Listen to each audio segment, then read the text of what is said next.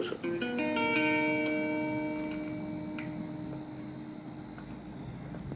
Thank you sir. দাও final presentation ফাইলটা দাও। স্যার আসলে মানে লুক ঈশানী, কাজটা এখনো কমপ্লিট হয়নি এটা যেন বলো না। Sorry sir, extremely sorry. আমাকে একটা দিন সময় দিন, আমি কালকে এই সময়ের মধ্যে প্রেজেন্টেশন কমপ্লিট করে আপনাকে দেখিয়ে দেবো। দেখো ঈশানী, এটা আমি তোমার থেকে এক্সপেক্ট করি না। আর কত সময় নেবে বলো তো? লাস্ট প্রেজেন্টেশনটায় সবার কাছে তোমার ইমপ্রেশন কতটা খারাপ হয়ে গেছে জানো?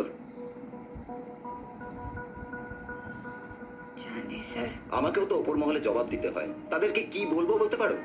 একটা না একটা উপায় আমি ঠিক খুঁজে বার করবো স্যার, আপনি আমাকে একটা দিন সময় দিন। একটা দিন?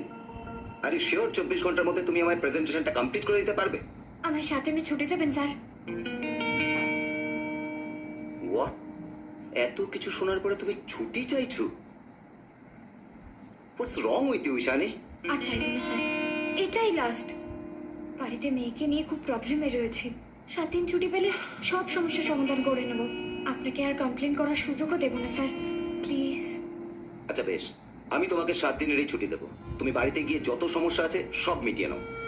কিন্তু তারপর যেন আবার সেই ঈশানীকে দেখতে পাই যে একের পর এক প্রেজেন্টেশনে হাততালি পেয়েছে। আমি আপনাকে কথা দিচ্ছি স্যার, 1 সপ্তাহ পর প্রেজেন্টেশনের ফাইল আমি আপনার টেবিলে রাখবো। ওকে।